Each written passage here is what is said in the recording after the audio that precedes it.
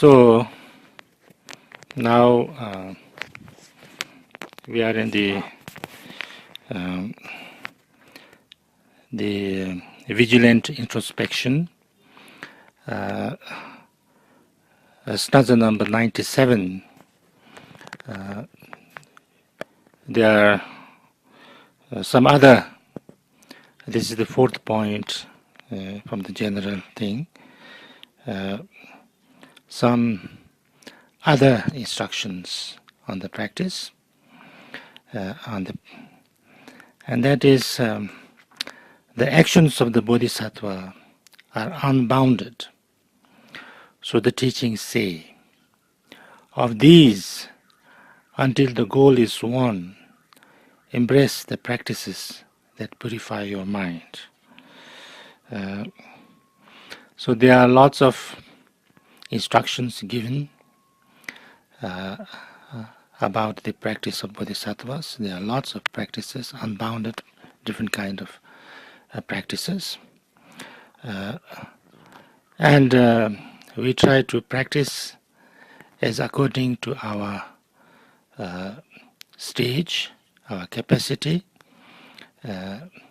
and step by step. And the first and most important thing is to start to practice, to focus the practice on purifying our mind. Embrace the practices that purify your mind, it says here, as it is taught in this text of Bodhicharyavatara and in other teachings like sutras and many other commentaries written by many great masters of India and Tibet. 98, stanza 98. Reciting thrice by day and thrice by night the sutra in 3 sections, relying on the Buddhas and the Bodhisattvas, purify the rest of your transgressions. So, when we have taken the Bodhisattvas' vows and we start to practice them, of course we should try not to transgress the vows or make any downfalls, but since we are samsaric beings and we are not perfect, there are bound to be also certain downfalls and certain major or minor mistakes that we will make. So therefore, we need to purify them, and the sooner we purify them, the better it is. So in order to purify them, then we should recite the Sutra of 3 sections, Pumbu Sambindo. Sometimes we call it Tongsha in Tibetan. These 3 sections, according to the commentary of Khenpo Kunpal here, the 3 sections is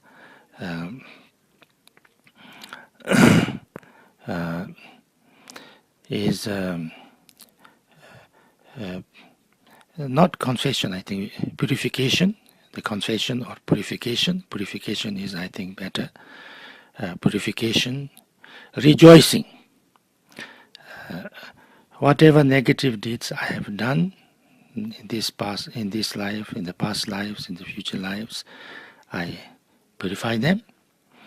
And then whatever good things or positive things that I have done or anybody has done, I rejoice at that. And then whatever positive things result, the karma that comes out of that, I dedicate to all the sentient beings. So this is the Pumbu Sumba, the 3 sections. And then also in this sutra, there are lots of prostrations or homage to many Buddhas. So relying on the Buddhas and Bodhisattvas, and with their help, with their blessing, then purify all your transgressions. So this is the way to purify ourselves, and whether we can see or we can remember that some negative thing is done or not. So we should try to use this sutra of 3 sections and purify again and again, and not just purify but accumulate by rejoicing and dedication. Then it's 99. Wherever and whenever and whatever you are doing for your sake or the sake of others, implement with diligence the teachings given for that situation. So wherever you are, and in whatever time, whenever, and whatever you are doing, whatever you are doing with your great motivation, positive motivation, bodhisattva's motivation, and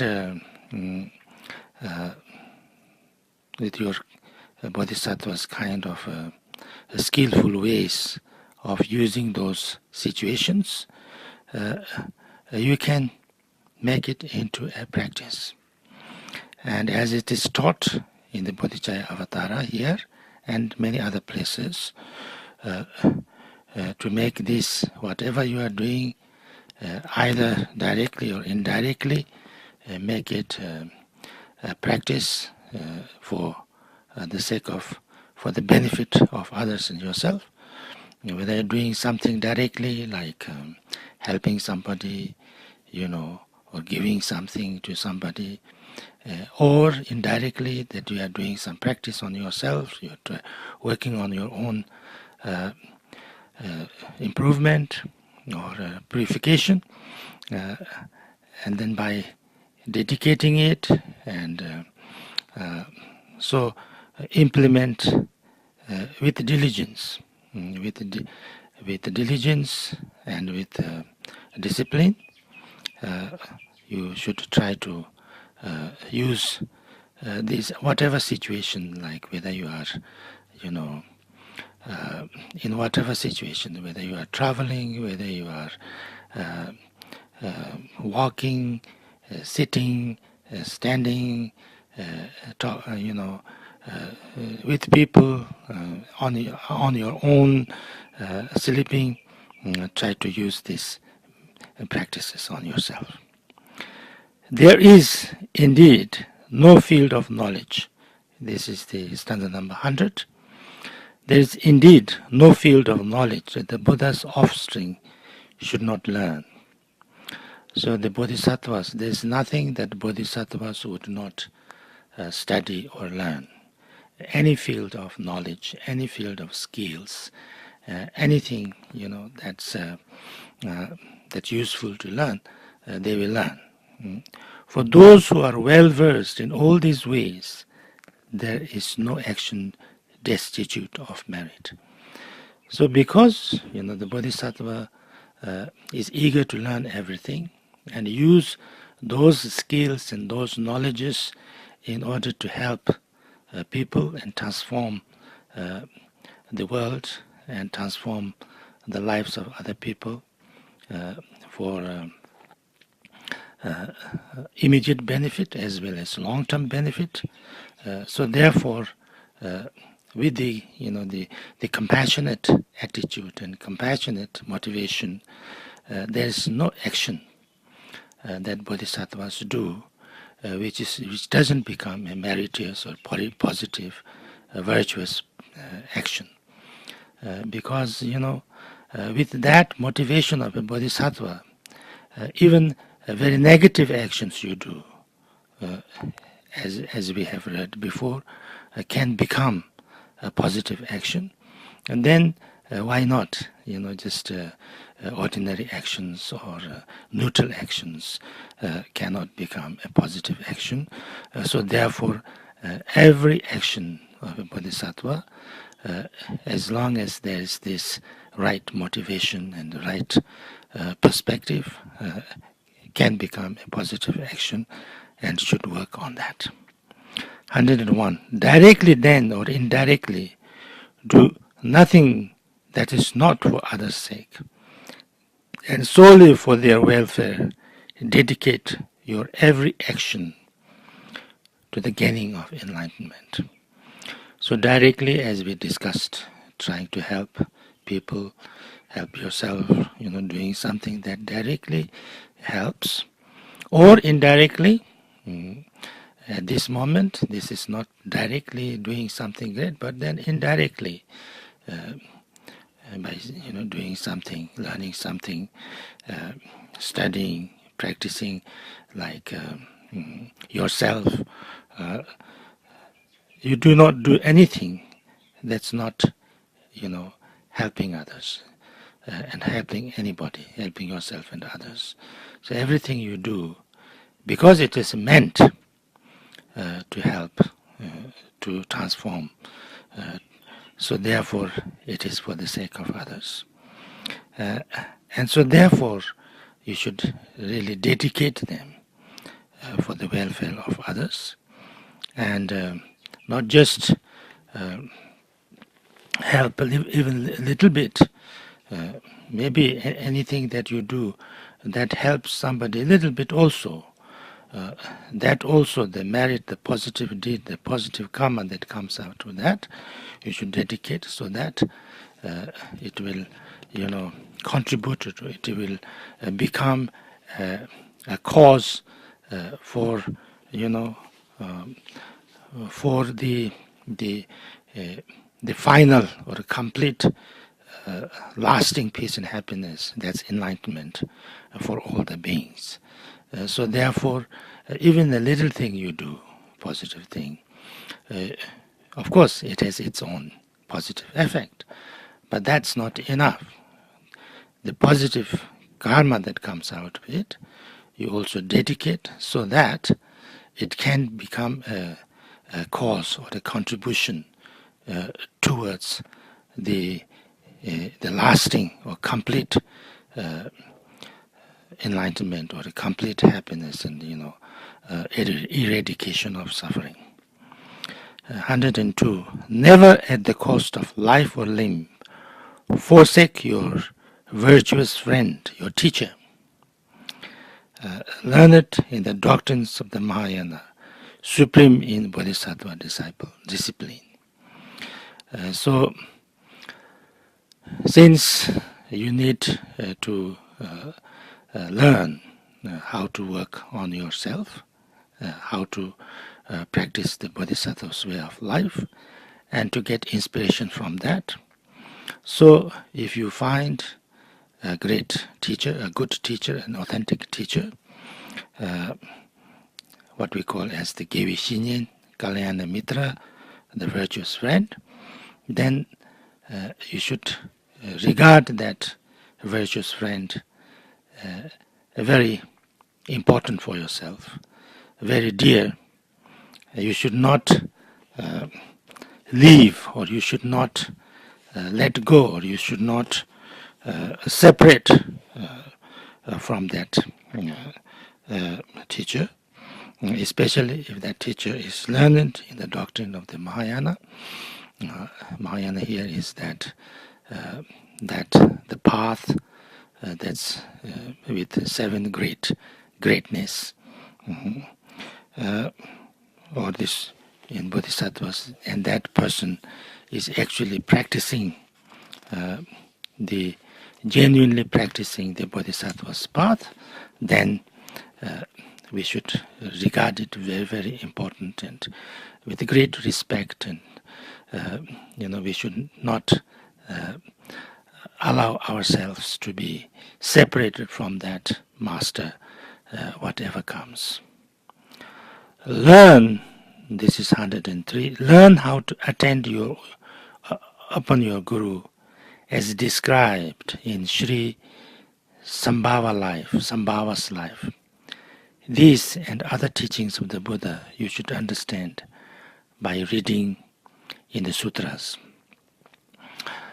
So how to attend your Guru, or how to receive teachings from your teacher? you should read this sutra of Sri Sambhava.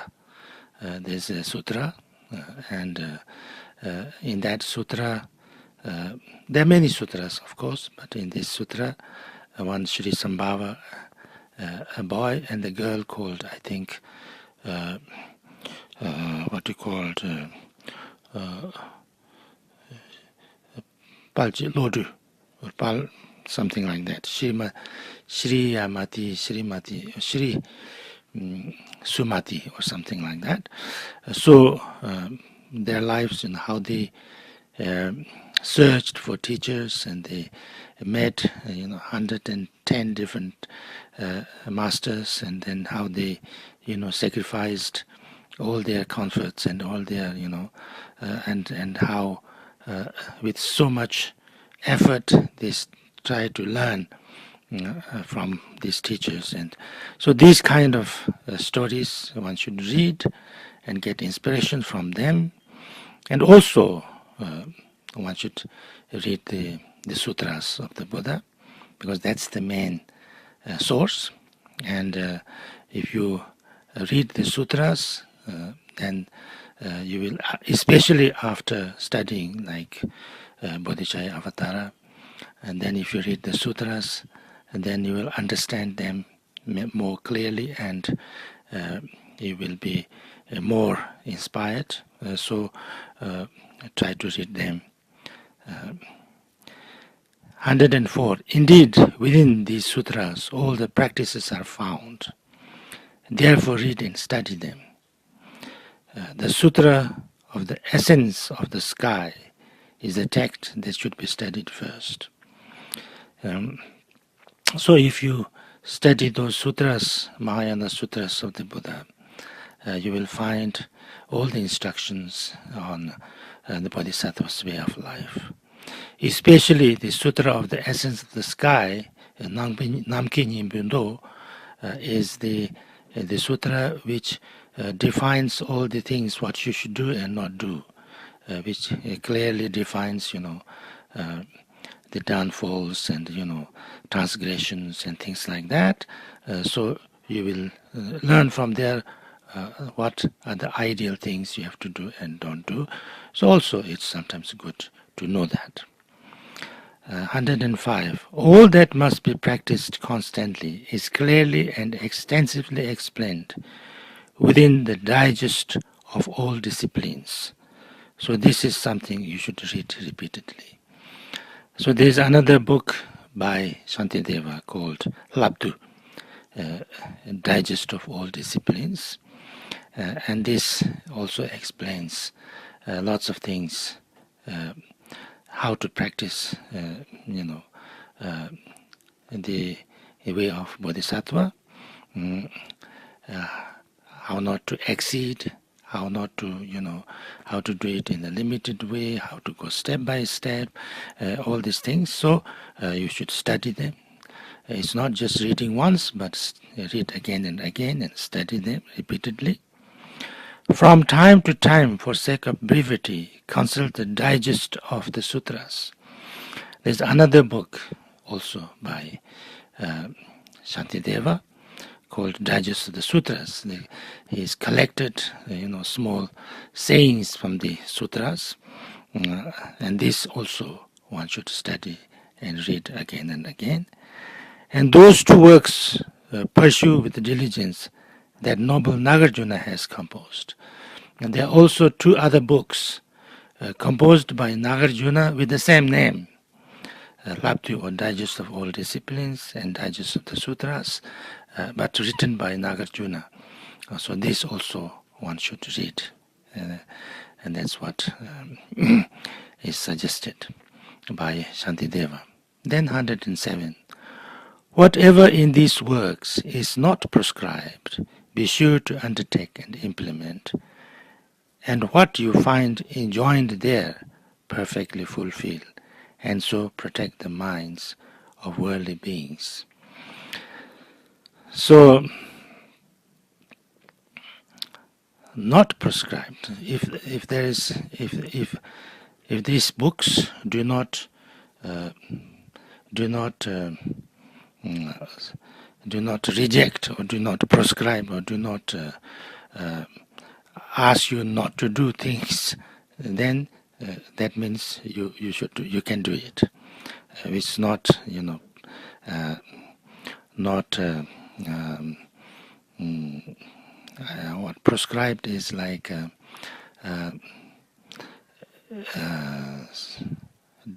what do you call this? What's not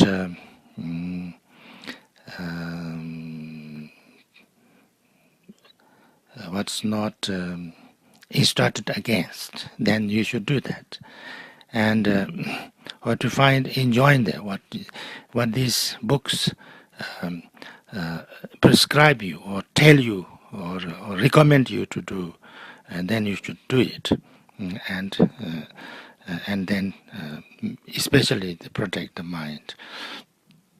Especially protect the minds of worldly beings means that you should not do anything that would totally, upset and shock the worldly people, the general, society.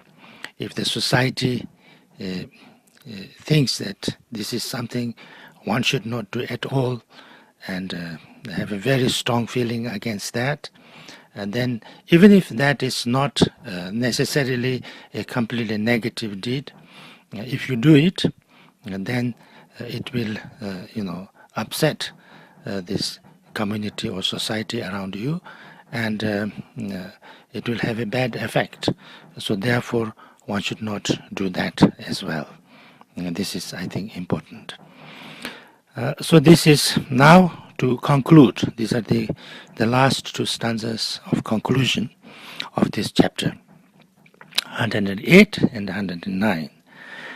Examining again and yet again the state and actions of your body and your mind, this alone defines in brief the maintenance of watchful introspection. So what really watchful introspection or vigilant introspection means is that you just again and again be aware what's going on, what you are doing with your body, with your speech, and with your mind. And in brief, that's it. And and whatever, and if you find you are doing something with your body, speech, or mind, that's not correct, that's not good, that's not useful, that's negative, then just stop doing that. And if you know, if you understand, if you feel that what we are doing with your body, speech, and mind is something useful, something beneficial, something positive, then rejoice and continue to do that. And that's, in brief, that's it. Then it's the last stanza, 109. But all this must be acted out in truth. For what is to be gained by mouthing syllables? What invalid was ever helped by merely reading in the doctor's treatises? So, what we have learned here, this is all about how to act, how to react. So we have to, it's not enough that we know them. It's not enough that we remember these things. We need to use this in our life, in our daily life. Not only during meditation, but, anytime. There's no place that we should not use this understandings and instructions and actions. It's not that we should do this only in a solitary place, but not in the city, not at home, but in a monastery, or it's not like that. All the time we should try to use this on our life, because that will really transform us and will be good for me and good for others. That's the whole point. So we should act. The example here is that if you are sick, then you take you go to a doctor, and then if the doctor gives you medicine or a recommendation, and you read the recommendation 100 times, or that wouldn't help you. You have to actually get the medicine and actually take the medicine. And only if you take the medicine and do as the doctor tell you to do, then only that medicine or that doctor's instruction will have effect on you. So therefore, the most important thing is to act, not just to understand. So this is the last sentence in the Vigilant Introspection, the chapter 5. And this is the chapter 5 of Bodhicharyavatara. So I've now finally completed the chapter 5, which was quite long. So thank you very much.